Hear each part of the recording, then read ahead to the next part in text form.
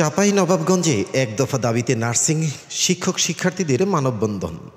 Nursing পেশা ও নার্সদের নিয়ে কটূক্তি করায় নার্সিং ও মিডওয়াইফারি অধিদপ্তরের মহাপরিচালক মাকসুরা নূরের অপসারণের দাবিতে চাঁপাইনবাবগঞ্জে মানববন্ধন করেছে নার্সিং শিক্ষার্থী ও শিক্ষকবৃন্দ।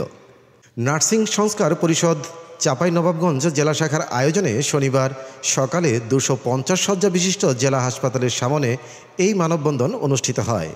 মানববন্ধনে জেলার সরকারি বেসরকারি বিভিন্ন নার্সিং ইনস্টিটিউটের শিক্ষক শিক্ষার্থী ও হাসপাতালের কর্মরত নার্সরা অংশগ্রহণ করেন।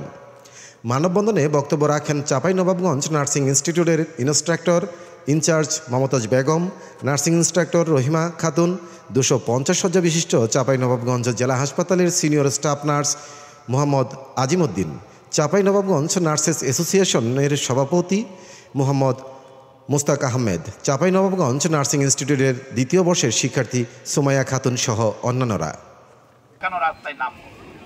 আজ দেখেন আমরা দিন রাত্রি শ্রম দিয়ে রাত জেগে সংসার ছেড়ে সবকিছু ছেড়ে আমরা হাসপাতালে দিন রাত্রি হাসপাতালটা পরিচালনা করি, অথচ আজ আমাদেরকে নিচে নামিয়ে দেওয়া হচ্ছে।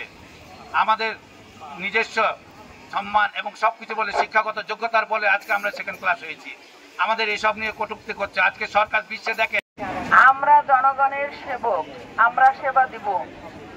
আমরা চাই না সাধারণ মানুষকে জিম্মি রেখে আমরা আমাদের অধিকার আদায় করি।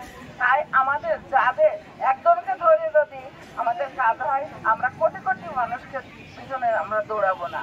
আমরা চাইবো, আমরা আজকে এখানে মিলিত হয়েছি শুধুমাত্র মহাপরিচালকের পদত্যাগ না, সব আমলাদের পদত্যাগ, নার্সিং এর সেই রুট লেভেল থেকে সেই মন্ত্রণালয় পর্যন্ত সকল পদে আমার নার্স বসবেন, আমার নার্স চালাবেন, নার্স জানে তার।